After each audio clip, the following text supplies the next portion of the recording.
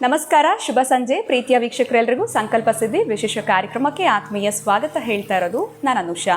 ಮನುಷ್ಯ ಅಂದಮೇಲೆ ಹಲವಾರು ರೀತಿಯಾಗಿರುವಂತಹ ಸಮಸ್ಯೆಗಳು, ತೊಂದರೆಗಳು, ಕಷ್ಟಗಳಿರುತ್ತೆ. ಈ ಎಲ್ಲ ಒಂದು ಸಮಸ್ಯೆಗಳಿಂದ ನೀವು ಅತಿ ಶೀಘ್ರದಲ್ಲೇ ಹೊರಗಡೆ ಬರಬೇಕು ಅಂತಂದರೆ ಸರಳವಾಗಿರುವಂಥ ಉಪಾಯ ಅಕ್ಷಯ ವೃಕ್ಷವನ್ನು ನೀವು ಭಕ್ತಿಯಿಂದ ಶ್ರದ್ಧೆಯಿಂದ ಬರ್ಮಾಡ್ಕೊಳ್ಳಿ. ನಿಮಗೆ ಆಗ್ತಾ ಇರುವಂಥ ತೊಂದರೆಗಳಿಂದ ನೀವು ಅತಿ ಶೀಘ್ರದಲ್ಲೇ ಹೊರಗಡೆ ಬರೋದಕ್ಕೆ ನಿಮಗೆ ಸಹಾಯ ಆಗುತ್ತೆ. ಇನ್ನು ಕಾರ್ಯಕ್ರಮದಲ್ಲಿ ನಮಗೆ ಪ್ರತಿನಿತ್ಯ ಸಾಕಷ್ಟು ಮಾಹಿತಿ ಮಾರ್ಗದರ್ಶನ ನೀಡೋದಕ್ಕೆ ಸ್ಪಿರಿಚುವಲ್ ಗುರು ಡಾಕ್ಟರ್ ವಿಷ್ಣುದತ್ತ ಗುರುಜಿಯವರಿದ್ದಾರೆ. ಗುರುಗಳನ್ನ ಕಾರ್ಯಕ್ರಮಕ್ಕೆ ಬರ್ಮಾಡ್ಕೊಳ್ಳೋಣ. ನಮಸ್ತೆ ಗುರುಗಳೇ, ಕಾರ್ಯಕ್ರಮಕ್ಕೆ ಭಕ್ತಿಯ ಸ್ವಾಗತ.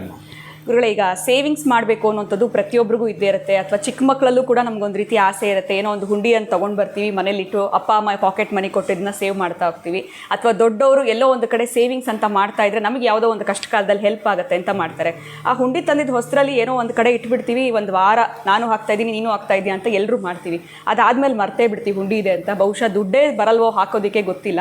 ಇವತ್ತಿನ ಪ್ರಶ್ನೆ ಏನು ಅಂತಂದರೆ, ಯಾವ ದಿಕ್ಕಿನಲ್ಲಿ ನಾವು ಅದನ್ನು ಇಟ್ಟು ಸೇವ್ ಮಾಡ್ತಾ ಹೋದರೆ ಸೇವ್ ಕೂಡ ಜಾಸ್ತಿ ಆಗುತ್ತೆ. ಬಹುಶಃ ದೇವರ ಮನೆನ ಅಥವಾ ನಮ್ಮ ಒಂದು ಬೆಡ್ರೂಮ್ನಲ್ಲಿ ಇಟ್ಕೋಬೇಕಾ, ಯಾವ ದಿಕ್ಕಿನಲ್ಲಿ ಇಟ್ಕೊಳ್ಬೇಕಾಗತ್ತೆ, ಇದ್ರ ಬಗ್ಗೆ ತಿಳಿಸ್ಕೊಡಿ ಗುರುಗಳು. ಓಂ ವಿಶ್ವಸ್ಮೈ ನಮಃ.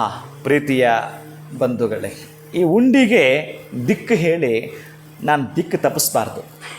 ದಿಕ್ಕು ಅಷ್ಟು ಮುಖ್ಯವಾಗಿದ್ದಿಲ್ಲ. ಯಾಕೆ ಮುಖ್ಯ ಅಲ್ಲ ಅಂತಂದರೆ, ಮೊನ್ನೆ ನಮ್ಮ ಬಾಮೈದನ ಮನೆಗೆ ಹೋಗಿದ್ದೆ. ಆತನ ಮಗಳು ವೈಭವಿ ಅಂತ.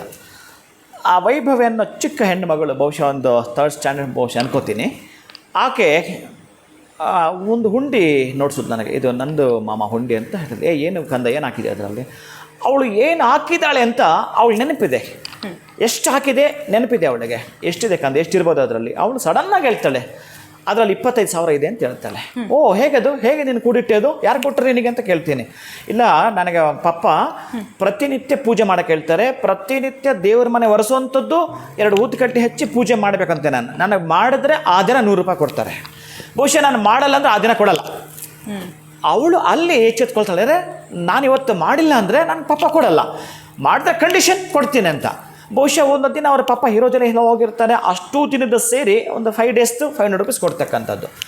3 ಡೇಸ್ಗೆ ಒಂದೇ ಸಲ 300. ಇದೆಲ್ಲ ಸೇರಿ ಆ ಮಗು ಬಹುಶಃ ಒಂದಷ್ಟು ದಿನಗಳು, ಎಷ್ಟು ದಿನಗಳಾಗಿದೆ ನೀವು ಒಂದು 100 ರೂಪೀಸ್ ಲೆಕ್ಕ ಮಾಡಿಕೊಂಡ್ರೆ ಒಂದು ತಿಂಗಳಿಗೆ 3000 ಆಗುತ್ತಾ? ಹಾಗೆ ಲೆಕ್ಕ ಮಾಡಿ ಆ ಮಗುಗೆ ಬಹುಶಃ ಎಷ್ಟು ವರ್ಷ, ಅದು ಎಷ್ಟು ದಿನಗಳಾಗಿದೆ ಲೆಕ್ಕ ಮಾಡಿ. ಆ ಮಗು 25,000 ಆಕೆ ಉಂಡಿಯಲ್ಲಿದೆ. 6 ಮಂತ ಬಹುಶಃ. ನೋಡಿ ಅದು ಹೇಗೆ ಆ ಮಗು ಅದನ್ನು ಹೂಡಿಕೆ ಮಾಡಿದೆ. ಕೊಡುಮ, ನನಗೆ ಬೇಕದು, ನನಗೆ ಇವತ್ತು ಬೇಕದು, ಕೊಡಿ ನೀನು ದುಡ್ಡು ಅಂತ. ನಾನು ಕೊಡಲ್ಲ, ನನಗೆ ಬೇಕು. ಏನು ಮಾಡ್ತಿದ್ದಾನ, ನಾನು ಬಟ್ಟೆ ತೊಗೊಳ್ತೀನಿ ಅಂದರೆ ಆಕೆಗೆ ಏನಂತಂದರೆ, ಪೂಜೆ ಮಾಡಿದ್ರೆ ಪಪ್ಪ ನನಗೆ ದುಡ್ಡು ಕೊಡ್ತಾರೆ. ಅಟ್ಲೀಸ್ಟ್ ಮನೆಯಲ್ಲಿ ಮಕ್ಕಳಿಗೆ ಒಂದು ಸಂಸ್ಕಾರ ಕೊಟ್ಟಂಗಾಯ್ತು. ನೀವು ಉಂಡಿಯನ್ನು ನೀವು ಭದ್ರವಾಗಿ ಇಡ್ತೀನಿ ಅಂತಂದರೆ ಅದು ಗೌಪ್ಯವಾಗಿ. ಯಾಕಂದರೆ ನಿಮಗೆ ಎಲ್ಲೋ ಒಂದು ಕಡೆ ಬಹಳ ಖಿನ್ನತೆಗೆ ಒಳಗಾದಾಗ ನೀವು 1 ರೂಪಾಯಿ ಲೆಕ್ಕ ಮಾಡಿರ್ತೀರಿ, ತೊಗೊಂಡಿರ್ತೀರಿ, ಅಂಥ ಸಂದರ್ಭದಲ್ಲಿ ಆಸರೆ ಆಗುತ್ತೆ. ಅದು ಆ ಆಸರೆ ಆಗಲಿಕ್ಕಿರ್ತಕ್ಕಂಥದ್ದು ಒಂದು ಹೆಣ್ಣು ಮಕ್ಕಳು ಮಾಡ್ತಕ್ಕಂತಹ ಕೆಲಸಗಳಿಗೆ ಲಕ್ಷ್ಮೀಕಾರಕವಾಗಿರೋ ಸ್ಥಳ ಅಂತ ಹೇಳಬಹುದು. ಬಹುಶಃ ಆ ಲಕ್ಷ್ಮಿ ಇರ್ತಕ್ಕಂಥದ್ದು, ಶುಕ್ರ ಇರ್ತಕ್ಕಂಥ ಪ್ಲೇಸ್ ಯಾವುದು ಅಂತಂದರೆ ಅಡುಗೆ ಮನೆ. ಅಡುಗೆ ಮನೆಯಲ್ಲಿ ನೀವು ಆ ಸ್ಟವ್ ರೈಟ್ ಸೈಡಲ್ಲಿ ಆ ಉಂಡಿನ ಇಟ್ಕೊಳ್ಬಹುದು, ಅಥವಾ ದೇವರ ಮನೆ ಇಡಬಹುದು. ಉಂಡಿಗೆ ಅಂತ ಪ್ರಶಸ್ತವಾಗಿ ದೇವಸ್ಥಾನದಲ್ಲಿ ನೀವು ಉಂಡಿ ನೋಡಿರ್ತೀರಿ. ಇನ್ನು ಮನೆಯಲ್ಲೇ ಈ ತರಹದ ಸಣ್ಣ ಪುಟ್ಟ ಸೇವಿಂಗ್ ನಾವು ಮಾಡ್ತೀವಿ ಅಂತಂದರೆ, ನೀವು ಎಲ್ಲಿಯಾದರೂ ಇಡಿ, ನೀವು ಪ್ರತಿನಿತ್ಯ ಏನಾದರೂ ಅಷ್ಟು ಆಡ್ ಮಾಡಲೇಬೇಕು. ಈಗ ಪ್ರತಿ ಬುಧವಾರ ಬ್ಯಾಂಕಿಗೆ ಹಣ ಹಾಕಬೇಕಂತೆ. ಪ್ರತಿ ಬುಧವಾರ ಸೇವಿಂಗ್ ಡೇ ಅಂತ ಕರೆಯೋದಾದರೆ ಬುಧವಾರವನ್ನೇ ಕರೀತಾರೆ. ಬುಧವಾರ ಯಾರು ಸೇವ್ ಮಾಡ್ತಾರೋ ಮತ್ತು ಬುಧವಾರ ಅವನು ಸೇವ್ ಮಾಡೇ ಮಾಡ್ತಾನೆ ಅಂತ. ಇನ್ನು ಯಾರಿಗಾದರೂ ಸಾಲ ಕೊಡ್ತೀನಿ ಅಂತಂದರೆ ಅಟ್ಲೀಸ್ಟ್ ಒಂದು 100 ಆದರೂ ಕೊಡು, 1000 ಕೊಡು, 10,000 ಕೊಡು. ಈ ಮಂಗಳವಾರ ಕೊಟ್ಟು ನೆಕ್ಸ್ಟ್ ಮಂಗಳವಾರ ಕೂಡ ಅವನು ಕೊಟ್ಟೆ ಕೊಡ್ತೀಯ ಅಂತ. ಮಂಗಳವಾರ ಮಾಡೋ ಕೆಲಸ ಮತ್ತಾರೆ, ಸರಿ ಅವ್ನು ಶೀಘ್ರವಾಗಿ ಮುಗಿಬೇಕಲ್ಲ ಒಂದು. ಹಾಗಾಗಿ ಮಂಗಳವಾರ ಪ್ರಾರಂಭಿಸು. ಬುಧವಾರವನ್ನು ಸೇವ್ ಮಾಡ್ತಕ್ಕಂಥದ್ದು ಉಪಯೋಗಿಸ್ತಾನೆ ಅಂತಂದರೆ, ನೀವು ಉಂಡಿಗೆ ಒಂದಷ್ಟು ಹಣವನ್ನು ಬುಧವಾರ ಹಾಕುವಂಥದ್ದು. ನೀವು ಅಡುಗೆ ಮನೆ ಇಟ್ಕೊಳ್ಳಿ ಅಥವಾ ದೇವರ ಕೋಣೆ ಇಟ್ಕೊಳ್ತಕ್ಕಂಥ, ಇವೆರಡು ಕೂಡ ಪ್ರಶಸ್ತವಾಗಿರ್ತಕ್ಕಂತಹ ಶುಕ್ರನಿಗೆ ಸಂಬಂಧಪಟ್ಟಾಗಿರ್ತಕ್ಕಂಥ ಹಣಕಾಸಿನ ಆ ಟ್ರೆಜರಿ ಇರ್ತಕ್ಕಂತಹ ಸ್ಥಳಗಳೇ ಆಗಿರುತ್ತೆ. ಇಲ್ಲಿಟ್ಕೊಳ್ತಾ ಆದರೆ ಮರೆಯದೆ ಅಟ್ಲೀಸ್ಟ್ ನೀವು 1 ರೂಪಾಯಿ ಕಾಯನ್ನಾದರೂ ಅದಕ್ಕೆ ಹಾಕುವಂಥದ್ದನ್ನು ಮಾಡಲೇಬೇಕು. ಈ ವಿಡಿಯೋ ನೋಡಿದ್ಮೇಲೆ ಹುಂಡಿ ತೊಗೊಂಡು ಸೇವ್ ಮಾಡಬೇಕು ಅನ್ನೋರು ಇಂಥದ್ದೇ ಬಣ್ಣ ತೊಗೊಂಡ್ರೆ ಏನಾದರೂ ಹಣ ಜಾಸ್ತಿ ಸೇವ್ ಆಗುತ್ತಾ ಗುರುಗಳೇ? ಬಣ್ಣ ತಿಳಿಸ್ಬೋದಾ?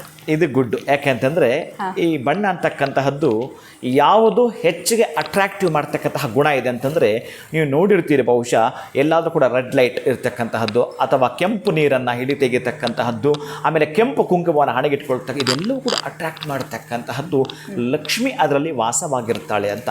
ಅದಕ್ಕಾಗಿ ಅಂತಹ ಕೆಂಪು ವರ್ಣದ್ದಾದರೆ ಬಹಳ ಪರಮ ಪವಿತ್ರವಾಗಿರತಕ್ಕಂಥದ್ದು. ಒಂದೇ ಬಣ್ಣ ಕೆಂಪುತ್ತಾಗಿರಬೇಕು, ಅಥವಾ ಪರ್ಸೆಂಟೇಜ್ ಕಡಿಮೆ ಇರತಕ್ಕಂತಹದ್ದು ಗ್ರೀನ್. ಇವೆರಡೇ, ಕೆಂಪು ಮತ್ತು ಆ ಒಂದು ಗ್ರೀನ್, ಈ ಎರಡನ್ನು ಮಾತ್ರ ನೀವು ಇಟ್ಕೊಳ್ತೀನಿ ಅಂತಂದರೆ ಅದ್ಭುತವಾಗಿರುತ್ತೆ. ಖಂಡಿತ ಗುರುಗಳೇ. ಸೊ ಸೇವಿಂಗ್ ಆಗಬೇಕು ಅಂತಂದರೆ ಬುಧವಾರನ ಆಯ್ಕೆ ಮಾಡ್ಕೊಳ್ಬೇಕು, ಜೊತೆಗೆ ಹುಂಡಿ ಇಡುವಂಥ ದಿಕ್ಕು ಯಾವುದು ಅಂತ ಕೂಡ ತಿಳಿಸ್ಕೊಟ್ಟಿದ್ದೀರಾ. ಧನ್ಯವಾದಗಳು ತಮಗೆ. ನಮಸ್ಕಾರ. ಹರೇ ಶ್ರೀನಿವಾಸ. ಸೊ ನೀವು ಕೂಡ ಸೇವಿಂಗ್ಸ್ ಮಾಡಬೇಕು ಅಂತ ಈಗ ಆಲ್ರೆಡಿ ಆಲೋಚನೆ ಮಾಡ್ತಾ ಇದ್ದೀರಾ. ತಡನೆ ಮಾಡಕ್ಕೆ ಹೋಗ್ಬೇಡಿ. ಬಣ್ಣ ಕೂಡ ತಿಳಿಸಿದ್ದಾರೆ, ದಿಕ್ಕನ್ನು ಕೂಡ ತಿಳಿಸಿದ್ದಾರೆ. ಇವತ್ತಿಂದನೇ ನಿಮ್ಮ ಸೇವಿಂಗ್ಸ್ ಸ್ಟಾರ್ಟ್ ಆಗಲಿ ಅಂತ ನಾನು ಕೂಡ ವಿಶ್ ಮಾಡ್ತಾ ಇವತ್ತಿನ ವಿಡಿಯೋನ ಮುಗಿಸುವಂತಹ ಸಮಯ ಆಗಿದೆ. ನಮಸ್ಕಾರ.